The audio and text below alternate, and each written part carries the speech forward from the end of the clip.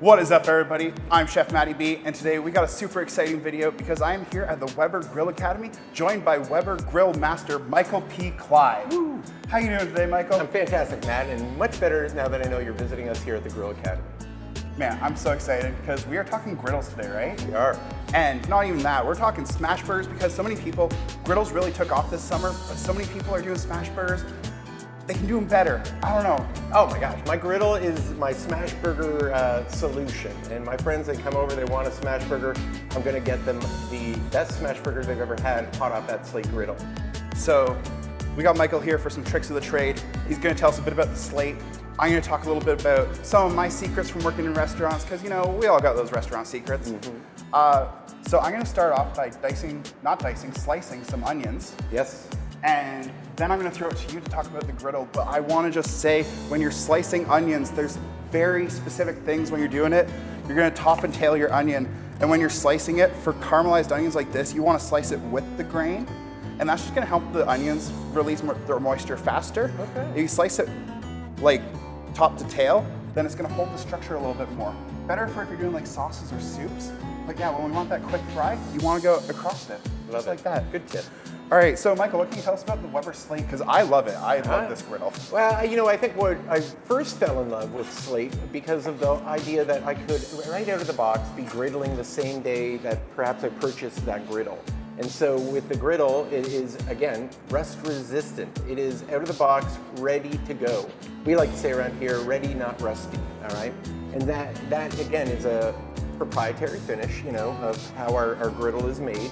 But what it promotes is edge-to-edge crust on that smash burger, or edge-to-edge even heatness for your pancakes. You know, you want to know that the pancakes at the back of your griddle are going to turn out just as nice as the ones at the front of the griddle. So for slate, I just love it because I never have to worry about it, I never have to babysit it, and I never have to season it, which I think is the pain point to a lot of griddling. Is, it really is. You know, the seasoning, the hours it takes to get it to be, as we say, polymerized, which is nonstick.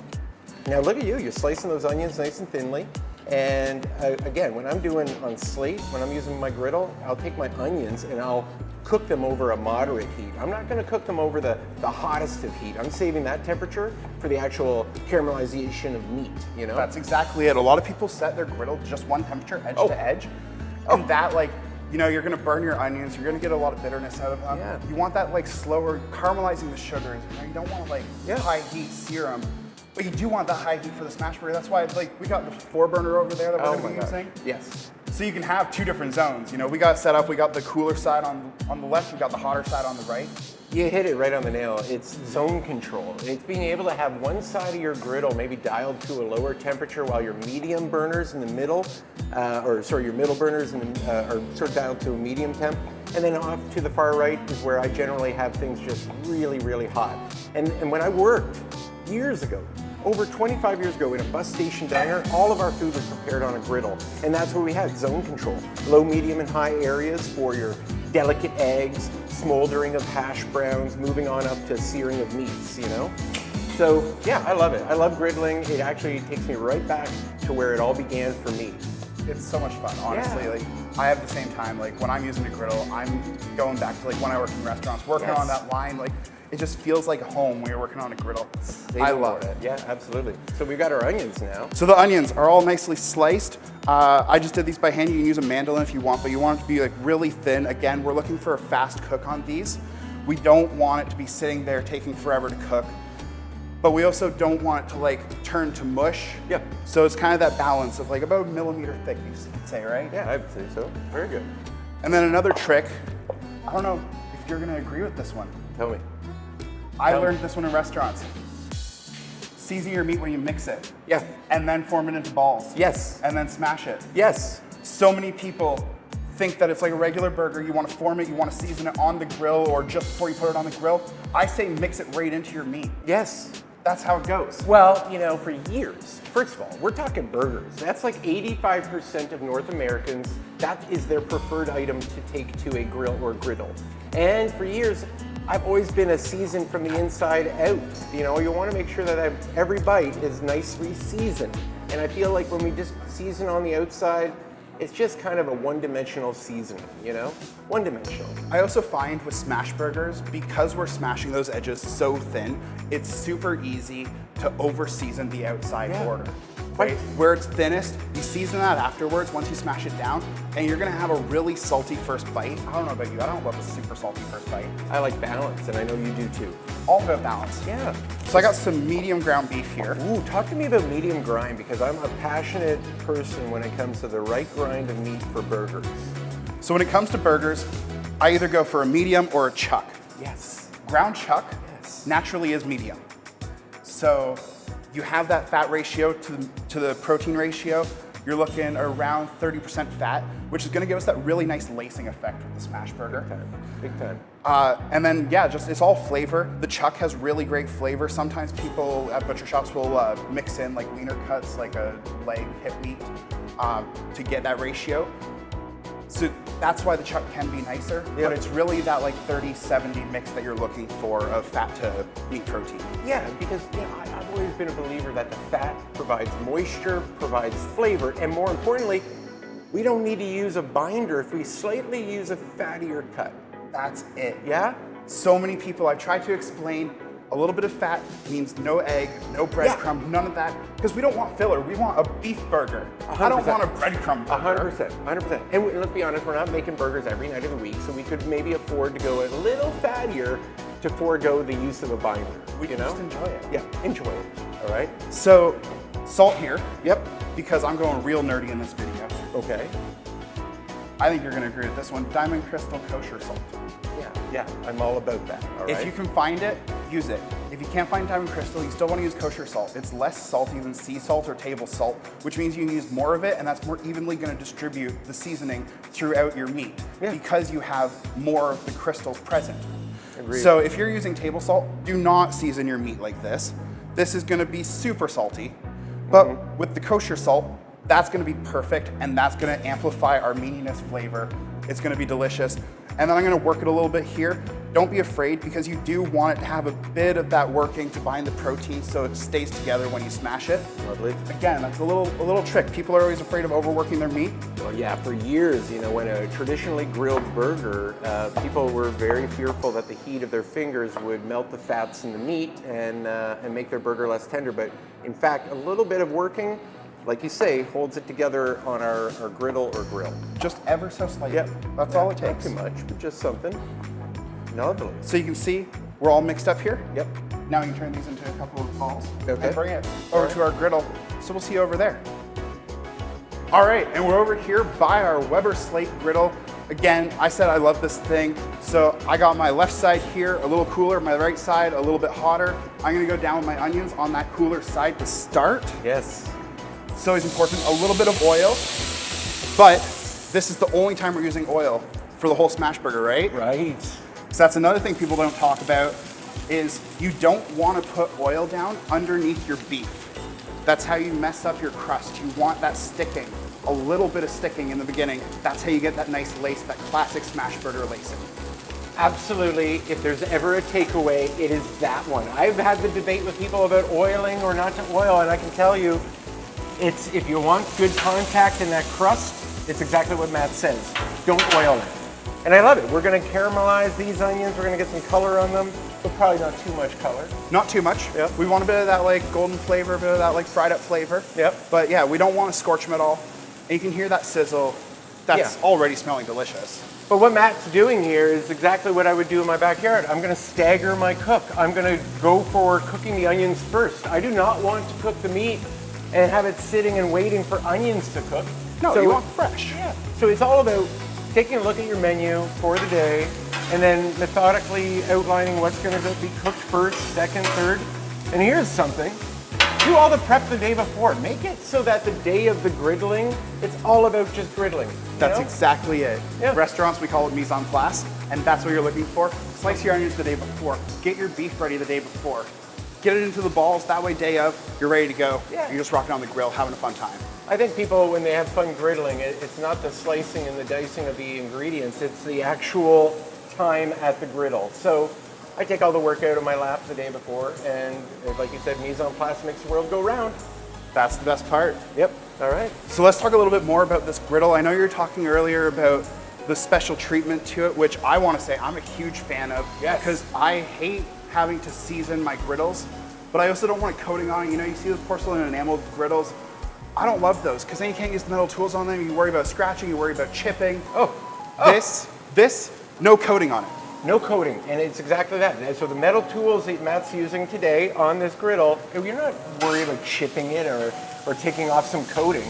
And that's what gives me that restaurant style feel. We never had to worry about that either when we worked in restaurants on griddles. Absolutely not. That would be ridiculous. This is the closest, and we didn't have to season our griddles when we were working indoors on griddles. So to me, this griddle, Slate, is the closest relative to a food service grade griddle, but in your backyard. And like, look at how much space we have too. Like, and this isn't even the biggest they come in, right? You can get a 5-burner one. Well, this is our 36 inch. It is our biggest one that we have. 36 inch natural gas. So if you've got that hookup, now you're never worrying about running and having to fill up a propane tank. But the griddle itself is 36 inches, this one, and we've got higher wind guards, so you don't have to worry about wind coming in here and blowing out your flames. That's never been an issue with our griddles. And then we've got a protective cover here that I leave open all the time when I'm griddling. I only pull this over when I want to protect the surface until I griddle again. Yeah. While it's off, you want to have it covered. Yeah. Yeah, that makes sense. And then again, 4 main burners, which gives us the ability to go low, maybe on this side, and screaming hot on the right side, without too much, bleeding of one temperature to the other. And then, hate to take away from your onions, Matt, but look at this. We have an opportunity here to remove this little plate, and now we can drop in accessories. We've got a caddy that can drop in here. We've got a bin that you can stow away all your stuff. So it's accessorizing your griddle, and we've made it very compatible. And we also have Weberworks rail system, so we're hanging all of our griddle gear, all this stuff, off the side, giving you more of a work surface. Look at this, you've got a work surface. You got plenty of room, and then, like we were saying too, like, you want to have your food prepared, you also want to have your tools prepared. And so having that caddy, having that extra space to hang your tools and whatnot, it all just comes together to give you the best griddle experience. Yes.